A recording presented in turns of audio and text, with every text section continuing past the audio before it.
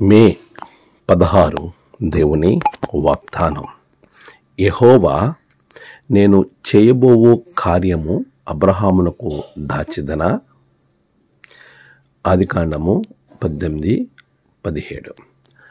మన ప్రభువైన యేసుక్రీస్తు నామములో మీ అందరికీ ఈ ఉదయము శుభములు తెలియచేయచ్చు ఉన్నాను. ప్రియులారా, దేవుని మహాకృపలో మన జీవితాలు ఎంతో ఆశీర్వదింపబడుతూ ముందుకు వెళ్ళడానికి ప్రభు చక్కటి కృపను మనకి అనుగ్రహించుచూ ఉన్నాడు. ఆయన చూపిన ప్రేమ, ఆయన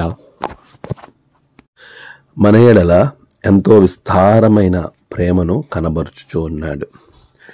సర్వ సృష్టిని సృష్టించిన సృష్టికర్త, ఒక్క మాట చేత సమస్త విశ్వాన్ని సృష్టించినవాడు, తన అద్భుతమైనటువంటి ఆశ్చర్యమైనటువంటి కార్యములను సర్వ సృష్టికి కనబరిచినటువంటి గొప్ప దేవుడు, మహాదేవుడు, సర్వశక్తిమంతుడు. ఈ విధంగా మాట్లాడడం ఎంతో ఆశ్చర్యాన్ని కలిగింపజేస్తుంది. ఒక నరమాత్రునికి, ఏమాత్రము కూడా శక్తి లేని శక్తిహీనుడికి మానవుని దగ్గర సర్వశక్తిమంతుడు బందీగా మారిపోయి ఆయనకు ఉన్న శక్తులన్నిటినీ ప్రక్కన పెట్టి ఒక మానవుని గురించి ఈ విధంగా చెప్పటం అనేది చాలా గొప్ప ఆశ్చర్యమైన సంగతి. ఇది అబ్రహామును దేవుడు ఎంతగా ప్రేమించాడు, ఎంతగా అబ్రహాముతో తన యొక్క మనసును పెనవేసుకుని పోయారు అనే విషయాన్ని మనకి నేటి వాగ్దానం కనబరుస్తుంది. ప్రియులారా, నేను అబ్రహాముకి ఏ విషయమైనా చెప్పకుండా ఉండగలనా? ఏదైనా నేను దాచెదనా? ఇది సాధారణమైన స్టేట్మెంట్ కాదండి.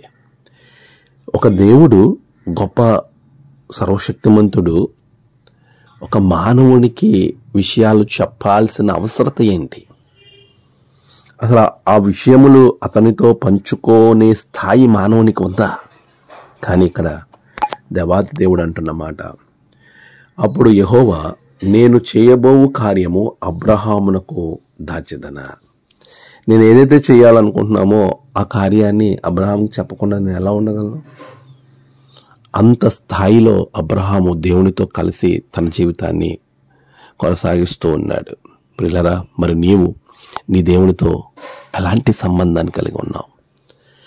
నీ దేవునితో నీకున్న ఆ సంబంధం ఏదో ఒక అప్పుడప్పుడు దర్శించే సంబంధమా, లేక ఆయన ఎప్పుడో సమస్య వచ్చినప్పుడు గుర్తొచ్చే సంబంధమా, లేక ఏ విధంగా నిరంతరము నీవు మాట్లాడుకునేటువంటి ఒక స్నేహితుని వలె, లేకపోతే నిరంతరం నీ ఇంటిలో నీతో ఉండేటువంటి ఒక నీ యొక్క బ్లడ్ రిలేషన్ వలె, నీ యొక్క సొంత మనిషి వలె ఆయనను నువ్వు చూస్తున్నవా? ఎలా ఉంది ప్రభుతో నీ సంబంధం? ఎన్ని రోజులైంది నువ్వు ఆయనతో మాట్లాడి? ఎన్ని రోజులైంది ఆయన గురించి నువ్వు చదివి? ఒకసారి ఆలోచన చేయి. ప్రభువుతో నువ్వు అలాగున మంచి సంబంధాన్ని కలిగి ముందుకు వెళితే ప్రభు అంటున్నాడు, అబ్రహాము ఉన్న స్థలములో నీ పేరు రాసుకో.